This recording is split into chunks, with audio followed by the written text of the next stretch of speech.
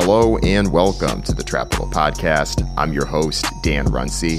Our guest today is Dame Ritter, who is the founder and CEO of the Music Entrepreneur Club. This is a membership program for aspiring artists, producers, managers, label owners to come together on a number of different topics and settings. Each week they have a live weekly chat where an expert from the hip hop community comes in. I've had the pleasure of joining one of these chats a few months back. And they also do something dope, which I really appreciate. They have a traveling tour where they go to a number of the markets that are underserved by the main hip hop conferences and find the aspiring talent there. I'm also excited to have Dame on the podcast today because he has strong opinions on a number of topics. So let's get right into it. Dame, welcome to the podcast. Thank you, man. I'm happy to be here. I appreciate what you're doing for the community, kind of raising the level of quality of conversations that we're having. Blessed and honored to be a part of this podcast today. Appreciate it. First, we're going to dive into one of Dame's favorite topics, his boy, his guy, Kanye West. Kanye. What do we need to talk about Kanye for today? What's going on, Dan? So here's the thing. His Sunday services have been gaining quite a bit of traction ever since the beginning of this year. I've seen the videos. You've seen them too. The thing is, it's one of the more polarizing topics. And I know you have some very strong thoughts about this as well, following you on Twitter. So I'd love to get a sense, when you first saw that first Sunday service that he put out on social media at the beginning of this year, what was your first reaction? To be honest with you, I believe, I don't know Kanye, but I believe Kanye needs help. You know, I've been around mental illness a lot in my lifetime, and it just seems like he needs help. I don't think he's well. The things he says, the things he does, and to make such a quick pivot from all the controversy with the MAGA hat and the slavery is a choice, and then a quick pivot into the Black church. It seems, again, I don't know him, so I don't know his true intentions, but it seems to be trying to repair the damage that he caused, right? Because what better cover to have than the Black church if Black people are angry at the things you're saying, right? And it's just too quick of a pivot for me. The pivot itself doesn't surprise me, but it's how quickly folks changed. I mean, on January 1st, Kanye made it very clear when he said, Trump's my guy, don't get it twisted. And not too long after, he has the sermon behind him. He has the Black church with him. And of course, in the community, the Black church has always been a sign of repentance, a sign of forgiveness. And you make a switch like that, and all of a sudden, people are supposed to be like bought in. How do you make that strong of a pivot that quickly, just however many, 6 months or however long after it is? That's what's most surprising about this to me. Yeah, it's same for me. But 6 months, well, I don't know the exact number of months prior to even all the MAGA stuff, the type of music that he was dropping, right? Like, so the feature with Lil Pump, you know, if you read those lyrics, they're not very godly, right? They're very direct. They're very, I don't even want to repeat them on your podcast, but go to Genius and look at the verse that he put on Lil Pump. And I believe that was only last year, right?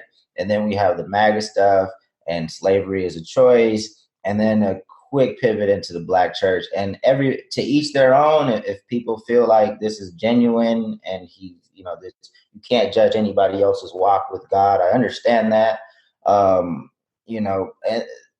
I know that and correct me if I'm wrong, but the Sunday services, they don't charge you to get in those. It's free to attend. Yeah. It's free to attend those, but ultimately there's a monetary play here.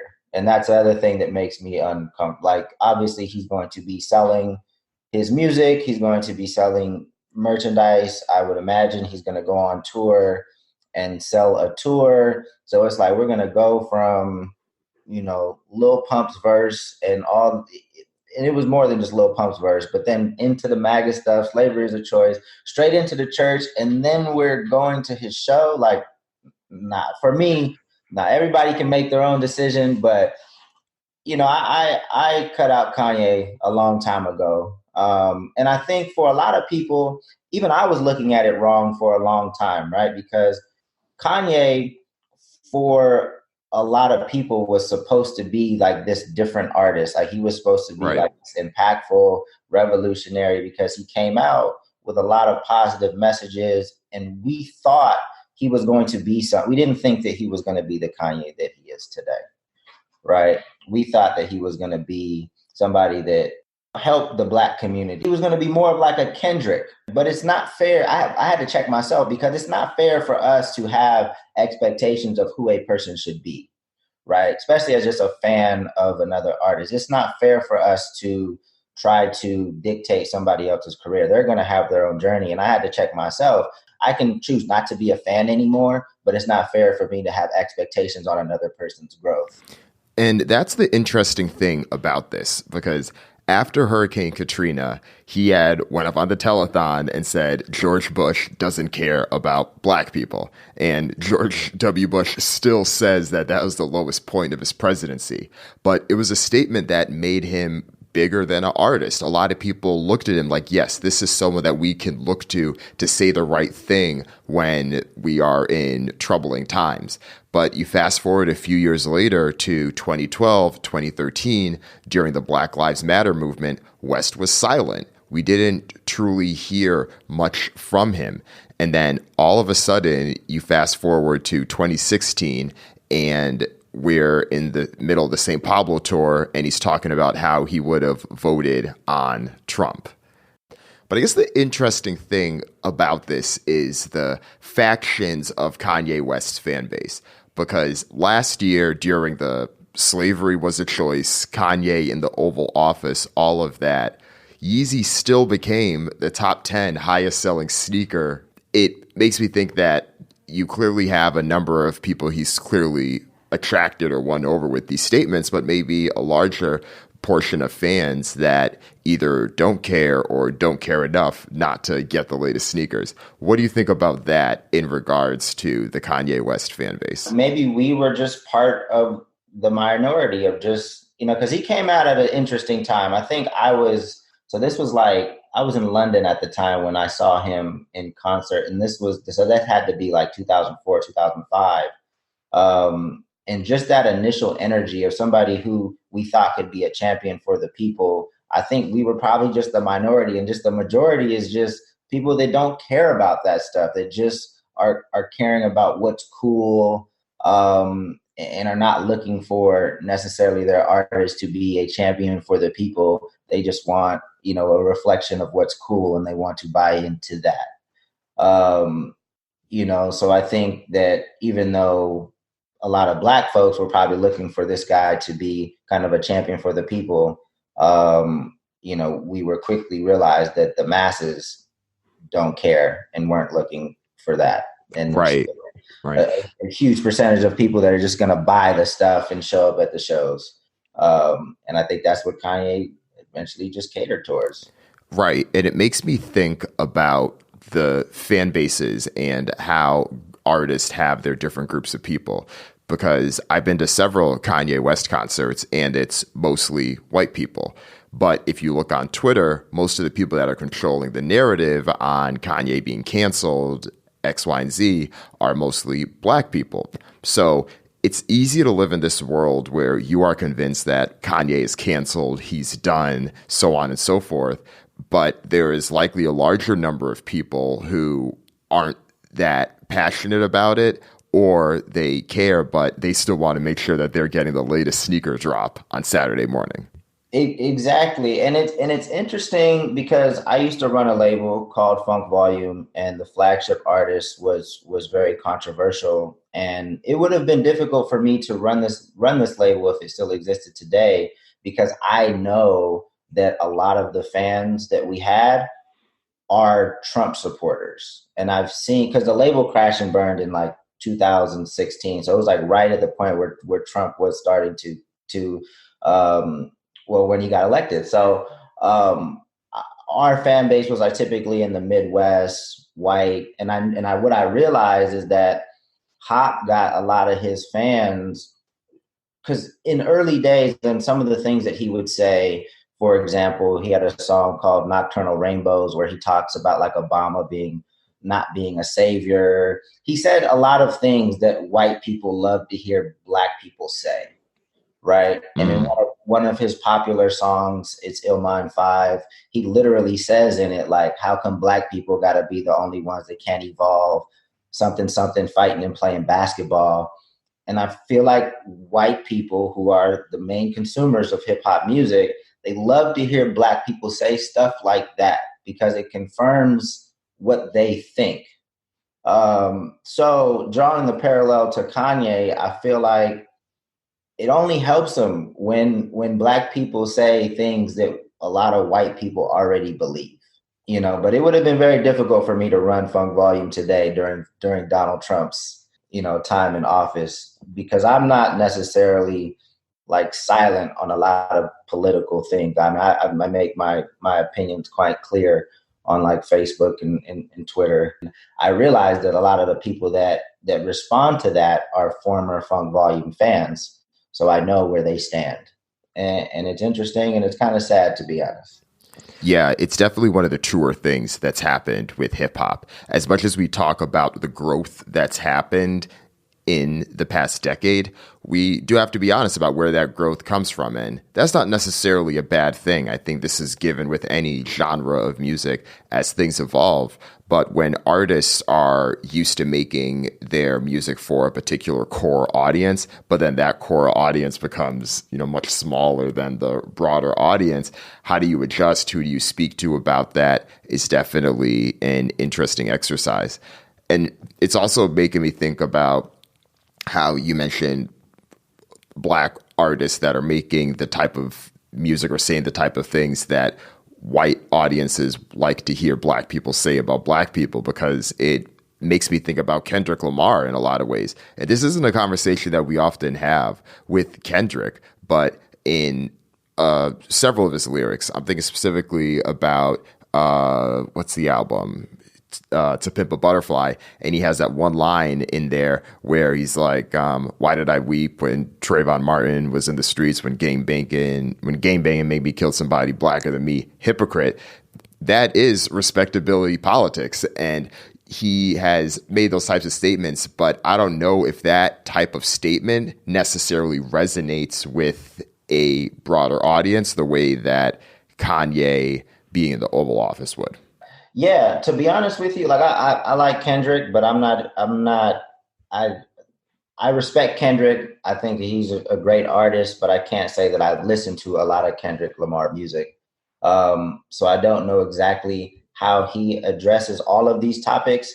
But I know it's not as, I would assume it's not as direct. I mean, like you said, he slips it in there, and there's things like that. But I'm not sure if it's as direct as the messaging as Kanye. And plus, Kanye steps outside of his music to, you know, have discussions. I don't feel like Kendrick is as accessible. No, he's not. I mean, we saw him at the Obama White House a couple times, but that was about it. Back to Kanye, though. Do you think that he could ever get back to that Stadium Ye status where he's the top dog in hip hop and everyone is looking to him? Or do you think that the Trump era has made that unlikely? No, I mean, he just what he just said. Like, I mean, he just made 150 million. I mean, he was top of the Forbes list. Like, I feel like he can get back to, I mean, especially with the platform that he has, right? And who he runs with. I mean, his wife has a ridiculous amount of influence. He has a ridiculous amount of influence. You know, I would not be surprised. A matter of fact, when this album comes out, I'm expecting people to fly. Just seeing the anticipation and the coverage that he gets with every move that he makes, or every time he says it might be dropping, then it's not dropping, then it might be dropping again. And like, people are like on the edge of their seats waiting for this album to drop. I think that he'll get back to being just as successful as he's been. Right. I think I agree, but I wasn't always sure, because last year when Ye dropped, it didn't do as well. And I think it's for a few reasons. One, the album itself just wasn't as good.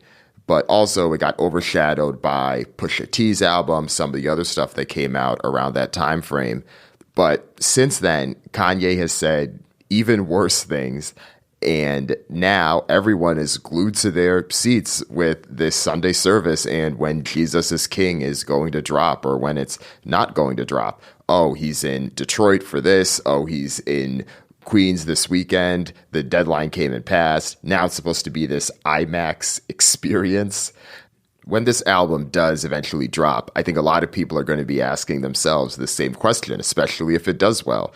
Has Ye redeemed himself? Is he back? And honestly, things are already trending in that direction. Yeah, no, I think so. I mean, especially if he's successful in winning over the Christian audience, which it seems like there's been a lot of tweets. Did you see the tweet that I responded to? There was a young lady that posted about how she loved Kanye's message because it was so direct, and in his embrace of Jesus Christ. I People have very short memories. At the end of the day, I think it's going to come down to how the music sounds. If it's good, and he's definitely a great artist, and I don't expect the music to be bad. I think he's gonna be successful. He has a platform. We have short memories, and he's a very creative person in creating these different experiences and being able to just evolve over time. I think that's a challenge that a lot of artists struggle with because they don't know how to continuously reinvent themselves to stay relevant, and that's where a lot of artists fail to stay relevant because they don't know how to reinvent themselves in a way that matters. Yeah. And in many ways, as annoying and as problematic as Sunday service may be, it checks all the boxes from a strategy perspective. This is an artist that has disrupted their normal cycle and has brought fans together in a way that has everyone's attention. Right. No, it's smart. I don't give people like Kanye as much credit as being like a marketing genius as some people claim that he is, or even his wife, Kim, like she's the marketing, because they have the resources to pretty much manifest any idea in their head. Exactly. Right? They can premiere something in 50 cities on the same night around the world. You can come up with any idea but pretty much anything they do is going to be monitored, and we're going to follow their every step. Every media outlet is going to follow their every step. So whether the plan was to put the lyrics on paper airplanes and send them around the world, like, it doesn't matter what they do, is going to be followed. So, I give more credit to the independent artist that doesn't have much of a budget, but comes up with something creative and starts to get people talking.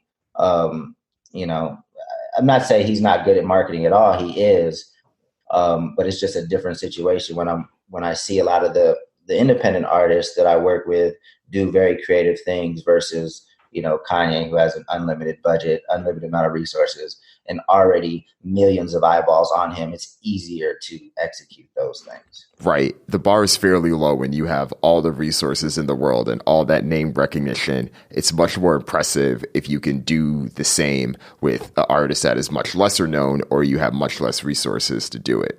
And now that I think we got everything about Kanye West off our chest, I think it's a good time for us to transition and talk a little bit more about your career path to what you're doing now with Music Entrepreneur Club. So you started your career at Goldman Sachs, and then you spent 2 years at Stanford Business School, and then you spent 2 years at Deloitte. It's a fairly standard path for someone that goes the business school route. But then you decide to go the entrepreneurial route and start a record label. So talk to me about that journey. I'm sure you must get the question a lot. I get the question as well about the music industry in general. So talk to me a little bit more about that. Yeah. A lot of my business school classmates are probably looking at me like, "What the hell are you doing?" Because it's not a conventional route. There's not very many people that have gone to business school that are in music at all.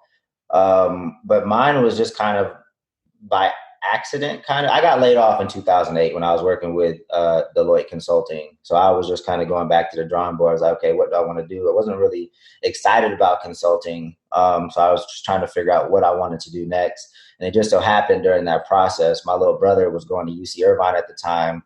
And he was telling me he was frustrated with school. He wasn't really excited, giving it his all, and he wanted to drop out and do music. So the timing just kind of happened to work out. And he had a friend of his that was equally as frustrated, but in a different situation, as he was signed to Ruthless Records at the time. This is Hobson.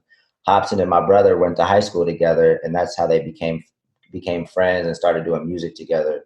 So I met up with them. Hop had already had the idea that he wanted to do something on his own, but he was already signed to Ruthless Records. So when we got together, we started what was going to be a record label, but we needed to get him out of his deal. So we kind of positioned it as kind of like a production company, marketing company. And at first I was just trying to help him, basically trying to help him in his current situation, because I think they just didn't know what to do with him. And then I was just trying to show him some research or where they should put him and things that they should do. Eventually got him out of his deal. We started our own label called Funk Volume. And we just hit social media hard.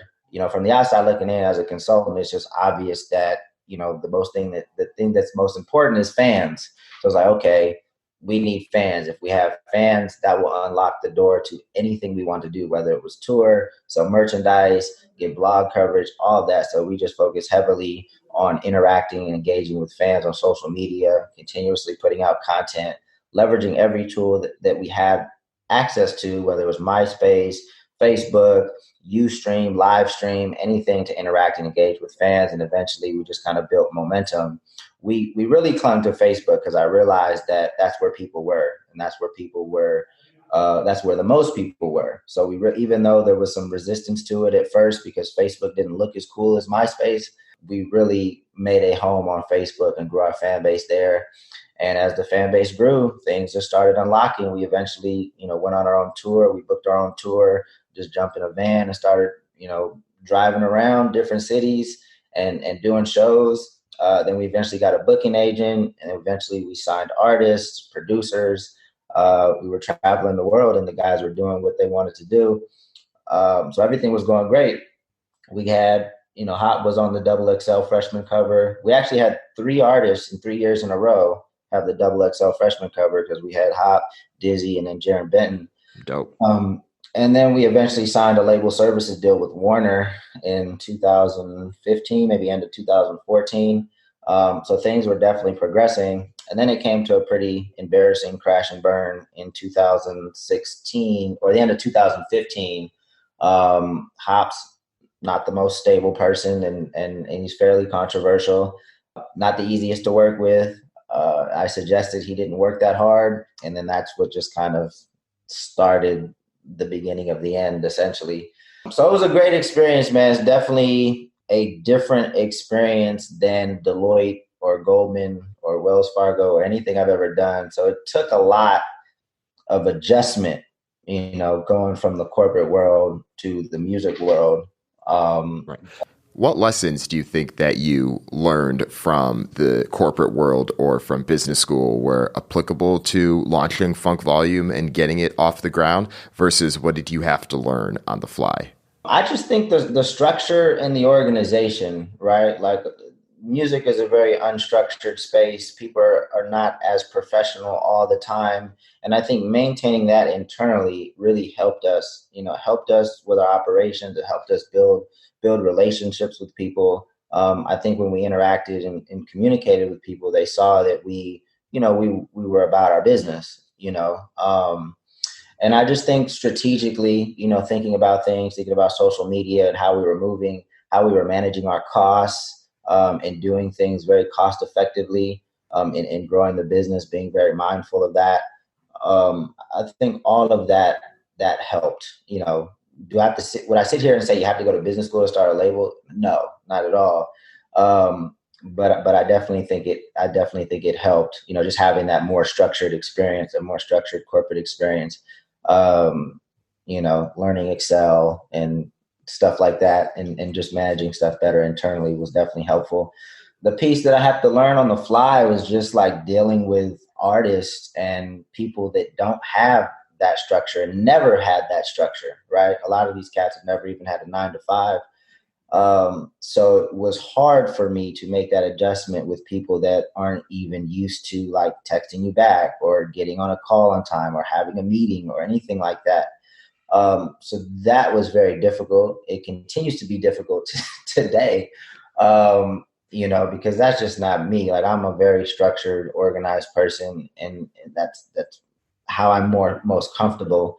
But yeah, and just running a label, you're working with people, all different types of people, right? You have people that we might be talking to some brands, we might be talking to some labels, and that's more similar to like the corporate world. But in the morning, you might be talking to one of your artists' family members or dealing with some drama and some issues on that end. So your day, you could be talking with family members and dealing with personal issues, or you can be talking to Warner about how you're going to structure the label services deal, and then everything in between. So I think there's a huge range of experiences, whereas I think most corporate folks have an expectation of what they're going to deal with that day. Right. It sounds like it's both an exercise in communication and interpersonal skills. I know one of the things they often talk about in the corporate world and in business school as well is how do you elevate the conversation for your audience? Communicating the same message to a CEO is very different than an individual contributor. And you're essentially doing an even more dramatic version of that. You're communicating to execs at Warner and then the same day talking to family members of an artist, and that's such a dramatic switch. Yeah, it's interesting. I definitely think I've grown and learned from it. Obviously, I didn't do everything right, or we possibly would still have a label. But it's definitely an interesting experience. I learned a lot from it, and I appreciated the time I spent doing that. Because I think I learned a lot from it and in what I'm doing now with the Music Entrepreneur Club and all the stuff that I'm doing now. So let's talk a little bit more about the Music Entrepreneur Club.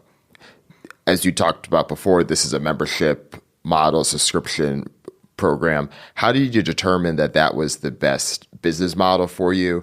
And how has it been both getting the talent that you want to be able to provide content for the weekly sessions, but then also building the type of community that you want to foster? Sure. So this has been something, even when I was running Funk Volume, we were sharing what we were learning, right? In different ways. Like sometimes we would just share it on social media. But I also organized 2 Funk Volume virtual conferences where I literally had a virtual conference where I would put together certain panels. I think the first time there was this platform that I used to just do some consulting for called Yowie that we used. It was a video conferencing platform. So I was always sharing what we were learning.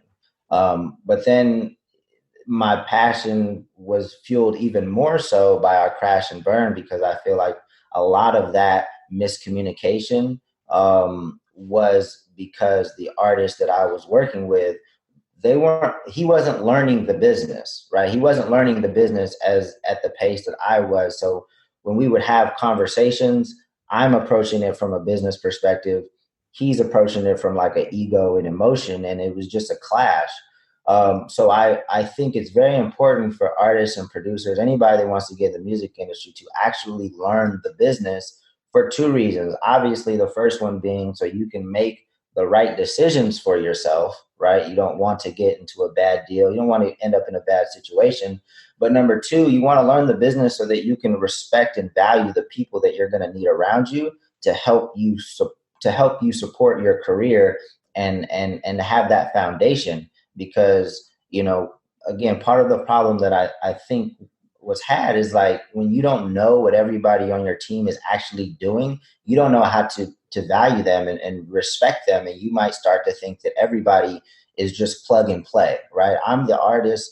Everybody's here for me. If I wasn't here, none of you guys would have jobs. And you can have that perspective, but people on your team play a crucial role. There's good and bad artists, there's good and bad managers, there's good and bad booking agents. And if you think everybody can just be replaced by anybody else, you can fire everybody and then just put anybody else in those roles. But I bet you the boat's not going to move the same way. So I just think it's important for artists to really respect and value the people around them, because they're going to need a team depending on how far they want to go. And these are the type of conversations that we have, like the Music Entrepreneur Club. There is so much bad information out there. There's a lot of people talking out their ass. They don't really know what they're talking about. So I wanted to build a community where that people talking are established and actually do things in the music industry, actually have a career in the music industry. So it's just a safe place to ask questions. I bring in established professionals every week, and we cover different topics from social media to publishing, legal stuff. And I'm just trying to build a positive community where people can learn and get good information. That's really it. And then you said the membership model. It's low cost. For me, it's only $13 a month, and for some people it seems like, wow, that still might be expensive for some people. But the people that we give access to are very established people. I mean, obviously, I'm looking at it from a different perspective, but if I had something like this jumping into Funk Volume in 2008, like I literally would have paid hundreds of dollars for it, because a lot of our guests like really open themselves up or give their email addresses, or some of our members are working with our guests now. That's not what it's for. I don't tell our guests that they need to open their platforms up or start accepting emails from our members, but some of them do. And it's valuable, and they've been able to build relationships, with some of our guests and then with each other. And I know the value of that. So, for me and DJ Payne One, who is my partner in this, like we don't make most of our money from the Music Entrepreneur Club. We make very little money from the Music Entrepreneur Club. But it's something that I feel like we have to charge for, because it's starting to take up more and more of my time. And if it's going to take me away from my other stuff, I have to justify it by paying some type of bill. But we always want to keep a low barrier to access what we do, because I just think that artists need to hear this information. Right. And you're speaking to a specific type of person, a specific type of audience, and that makes it worthwhile. And I know that anyone that creates content that puts a dollar amount on it, you will receive some type of pushback. I get these same questions too. But the thing is, there are much more expensive versions of this out there. And I think one of the good things that you're doing is, I mentioned this earlier, you're also bringing this to the areas that wouldn't necessarily get something like this. Yeah, no, I mean, I'm preaching to the choir when I'm talking to you, because both you and I have invested hundreds of thousands of dollars in our education. So we understand the value of good information. There is a value on good information. And yeah, you might be able to learn certain things, piece things together on YouTube and Instagram and things like that. But if you really can't afford the $13 a month, I mean, we have a Facebook community that's free to join. Join our Instagram page. We're always sharing information there. And at some point, if you do think it's worth your $13 a month, I mean, join our live sessions and check it out. I think if you really tap into our live sessions, it's worth way more than $13 a month. Right. One of the interesting things that you and I talked about is that you almost signed Russ when you were at Funk Volume. I know a lot of people listening to this podcast probably have strong opinions about Russ. So tell us that story. Yeah, Russ. I mean, I think Jaron Benton brought him to my attention like super early. So this was like 2000, maybe 13. And this is before he was even doing his one song a week, I believe. It was even before that. But to me, it was just, and I don't consider myself like any super A&R. I'm not like a Russell or Diddy. I can spot talent, right when I hear it. But with Russ, I did. And I've never felt more confident in an artist that he or she would do well than when I saw Russ. Like, I heard Russ, just the consistency in which he was putting out, like, just dope melodies, dope songs. I was like, that's the type of artist we need on our team, because the way I was looking at it, even though Funk Volume only existed to a point, because we only had 4 artists signed to us. But in my mind, the longer term vision was like, okay, by the time we have 10 artists, I don't care what subgenre of hip hop you like, there's somebody going to be on our team that you're a fan of if you say you're a fan of hip hop. So every time I brought somebody on, I was trying to increase our reach, essentially. And I thought Russ would be the perfect person for that. I mean, obviously he's white, good looking kid, long hair, but just makes really dope music and appealed a lot to young women. And we didn't really have any artists that did that. So we brought him out. We brought him out to a show. You know, he respected what we did, what we were doing. We brought him out to a show, and I think he was kind of interested at the time. But ultimately, he decided not to join Funk Volume. He really didn't. One thing he wanted to do his own thing. He wanted to do his own thing, and he mentioned at one point he just didn't feel like Hop's energy meshed with his. He didn't really see like. And it did kind of clash, but I wanted it to clash. You know, I did want it to clash. Every time I brought an artist on, I wanted it to upset some of our fans because that would let me know that we're dipping into a new market. And I feel like at some point, you know, our fans would realize why we brought them on and would convert a lot of those initial people that were upset into fans. Because Dizzy Wright did the same thing. A lot of people didn't like Dizzy when we brought him on. Thought he was a weed head and all this stuff. And then eventually, you know, people loved what he was doing because at the end of the day, all these guys can really rap. Like Russ can really rap. You know, he might be on some more melodic singing stuff, but if you throw him in a cypher, he could definitely hold his own. And that was going to be the tie that binds every artist at Funk Volume. Like if you had a big Funk Volume cypher, you know, everybody would be able to hold their own. So he circled back eventually and he was like, Dame, he wasn't really interested in signing, but he wanted me to invest. And this is my biggest mistake financially in my music career was that I said no. And it wasn't that I didn't believe in him or didn't want to do it. It was two reasons. One, I didn't invest because I didn't just want to throw money blindly at a young cat. And I didn't know what he was going to do with it. What was he asking for? Did he give you specifics? No, it wasn't even a specific number. You know, I just was like, no, I'm not just going to throw money at a young cat. Don't know what they're going to do with it. But number two, and I didn't want to show my team that I wasn't being loyal. Like I was starting something else, right? This was Funk Volume. And it came back to bite me in the ass because, you know, Hot was willing to throw the label away because I said he didn't work that hard. I'm over here like not doing deals that I probably should have done because I didn't want to let my guys think that I was doing something completely different, right? Because I knew Russ was going to do well. I didn't think he'd do this well this fast, but I knew he was going to do well. He's just a very talented cat. Right. So yeah, that Russ is definitely my biggest mistake financially in terms of what in the music industry, in my music industry career. For sure. You mentioned that when you first saw him, you knew that he was going to blow up. You had that instinct. How much of that instinct had to do with his confidence? We all know that you can't tell Russ anything. Did his confidence help ensure your confidence in him?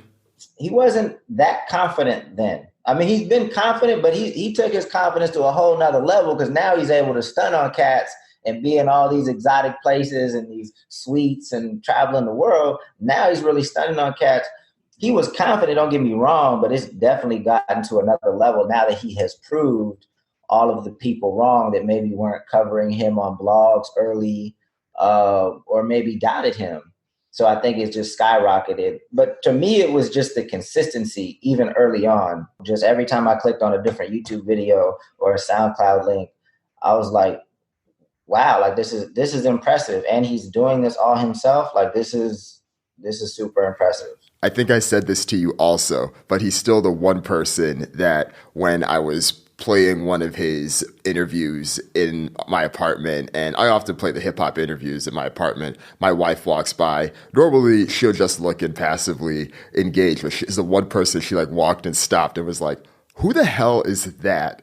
And, you know, he has the long hair flowing and everything. I think it was either on Joe Budden or one of the Breakfast Club interviews. The only other person she said that about, I think, was Tekashi 6ix9ine or someone like that. So it's interesting to hear how that confidence has progressed over time. Yeah, he's got it, man. He's entitled to talk his shit. Me personally, like I would tell him to tone it down, but it's part of his brand and it's helped him. So I guess I wouldn't tell him to tone it down from like a professional standpoint, but I'm sure that, when you talk to him, he's a cool cat, unless he's changed, because I haven't talked to him since this time. Like he's a cool cat. Like he's cool. At the time, he talked a lot. He talked a lot, not necessarily about himself, but I think he was just excited because it was just at a point where people were starting to pay attention a little bit. And Funk Volume, we were doing our thing. So I think he was happy to be flown out by us and opening up shows for us. But he was a cool cat, man. I liked him a lot. The only critique I have of Russ now is just the advice that he gives his artists sometimes doesn't take into account like how talented he is and how different he is. And not that nobody's like him, but not everybody has that. His gift is something unique and special. And even if you don't like his music, and maybe people don't see it, maybe people don't see it the same way I do, but I think his gift is special and unique. Most of it is his hard work. But I think, some of it is God given and what he's been able to do. I think he just has the perfect mix of things. His look obviously helps him a lot. Shout out to Russ, man. Last couple questions before we let you go. What's one piece of advice that you often find yourself sharing with members of the Music Entrepreneur Club? I think it's the confusion around like being able to come up with a compelling story. Like people don't understand like what that means. When I say you need to have a compelling story, a lot of people kind of just look at their history and they're like, well, nothing crazy has happened to me. I haven't gotten shot. I wasn't homeless and things like that. But that's not necessarily, we're not talking about telling a linear story, right? It's talking about the things that you value, the things that you want associated with you. What are your hobbies? What are your passions? Sharing your passion points with people. That's what it's about, and communicating all of this messaging through all your platforms, right? It's through your music, obviously through social media, but it's even through your merchandise. It's even through your shows. Do you have a consistent, compelling story and messaging throughout all of the platforms that you have access to? The young lady that we just had on, Sherelle Jeffrey, she runs a music marketing agency for artists, and she told artists, like, look at your social media like a reality show, right?